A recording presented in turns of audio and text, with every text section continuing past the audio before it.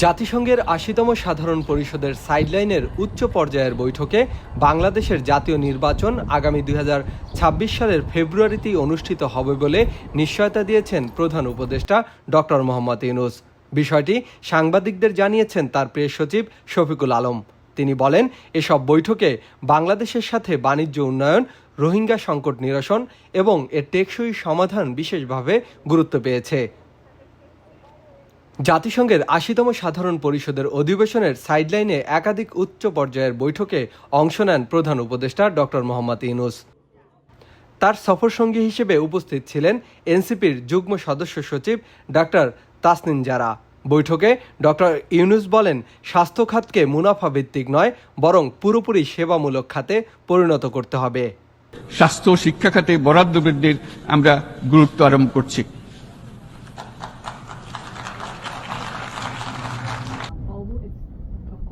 Much better in English languages, but in non-English languages the access to information is very skewed, and nature doesn't like that, so misinformation comes in, and so that's what we have tried to do, so break down evidence-based health information in 4 Bangla speaking communities across the globe. And because there was such a big gap and people really felt the need, so that's why we've got about 12 million people following us for health information. And it's not entertainment, it's very bland. I'm just speaking. So again, I think access to information is something skewed against the global south, wearables, innovation. So how do we actually make sure?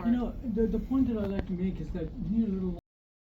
New ইয়র্কে পাকিস্তানের প্রধানমন্ত্রী শেহবাজ শরীফের সঙ্গে বৈঠক করেন প্রধান উপদেষ্টা।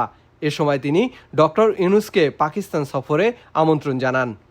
অপরদিকে ইতালির প্রধানমন্ত্রী ডিসেম্বরেই বাংলাদেশ সফরে আসার আগ্রহ প্রকাশ করেন প্রধান উপদেষ্টার কাছে।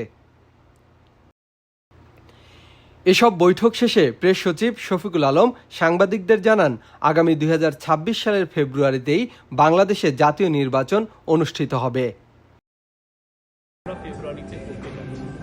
আপনি একটু আগে কে জন্য বললেন আমরা ফেব্রুয়ারিতে ইলেকশন হতে পারে না, ফেব্রুয়ারিতে ইলেকশন হবে, হ্যাঁ, ফেব্রুয়ারির প্রথমার্ধে। তো সেই বিষয়টাও জানানো, এবং সেই যে আপনি 15 বছরের যে মিসরুল, যেই ধরনের অপকর্ম করা হচ্ছে, সেগুলোর থেকে বাংলাদেশের যে ডেমোক্রেটিক ট্রানজিশনের জন্য কি কি কাজ এই গভর্নমেন্ট করছে, সেই কাজগুলোও সবাইকে জানানো, যে কী ধরনের রিফর্ম এই গভর্নমেন্ট এনেছে, কী ধরনের ইকোনমিক রিকভারি হয়েছে। আপনি জানেন একটা ভগ্ন, মানে একদম আর্থকোয়েক শ্যাটার্ড একটা ইকোনমি এই গভর্নমেন্ট ইনহেরিট করেছিল। সেই জায়গায় আমরা এই গভর্নমেন্ট কি কি কাজ করেছে ইকোনমিকে আবার সেই আগের জায়গায় নিয়ে আসার জন্য।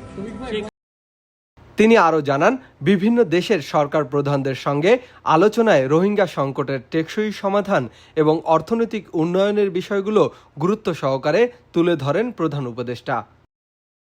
4টা দেশের সাথেই রাষ্ট্রপ্রধানের সাথে বড় একটা আলোচনার বিষয় ছিল রোহিঙ্গা ক্রাইসিস, এবং রোহিঙ্গা ক্রাইসিসকে সামনে রেখে যে নতুন করে যে আমরা যে উদ্যোগ প্রফেসর ইউনূস নিয়েছিলেন গত বছর, যার কারণে আপনি জানেন 30শে সেপ্টেম্বর এই বছর ইউএন জেনারেল অ্যাসেম্বলিতে খুবই উঁচু লেভেলের একটা রোহিঙ্গা ক্রাইসিস নিয়ে একটা বড় কনফারেন্স হচ্ছে। সেইখানে ইতালিয়ান প্রাইম মিনিস্টার বলেছেন উনি একটা হাই লেভেলের একটা ডেলিগেশন পাঠাবেন।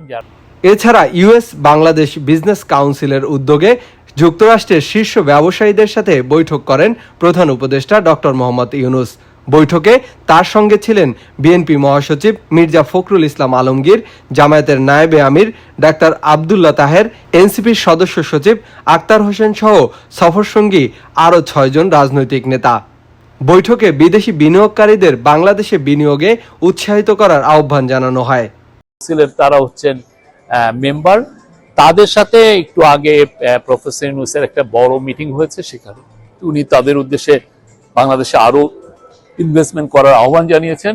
এবং এই মিটিংটায় বাংলাদেশের থেকে যে 6 জন যে পলিটিক্যাল লিডার এসছেন প্রফেসর ইউনূসের ইনভাইটেশনে, তারা 6 জনই উপস্থিত ছিলেন, এবং তাদের সাথে প্রফেসর ইউনূস ইন্ট্রোডিউস করে দিয়েছেন যে সামনে যখন ফেব্রুয়ারির প্রথমার্ধের পরে যখন ডেমোক্রেটিক ট্রানজিশন হবে, তখন তো পলিটিক্যাল পার্টিগুলোই বাংলাদেশকে তার গভর্ন। সব বৈঠকেই অর্থনৈতিক সংকট নিরসন, টেকসই উন্নয়ন লক্ষ্যমাত্রা অর্জন এবং জলবায়ু পরিবর্তনের কারণে বিশ্বব্যাপী সৃষ্ট সংকট নিয়ে আলোচনা হয়। জাতিসংঘের ৮০তম অধিবেশনে সবচেয়ে বেশি গুরুত্ব পাচ্ছে বিশ্ব শান্তি প্রতিষ্ঠা এবং যুদ্ধবন্ধের পাশাপাশি জলবায়ু পরিবর্তন এবং অর্থনৈতিক উন্নয়ন সহ নানা দিক উঠে আসে এই অধিবেশনে। সারা পৃথিবী জুড়ে আগামী দিনে শান্তি প্রতিষ্ঠার জন্য বিশ্ব মোড়লরা কাজ করবেন, এমনটাই প্রত্যাশা সবার। মাইনুল ইসলাম, জাতিসংঘ সদর দপ্তর, নিউ ইয়র্ক।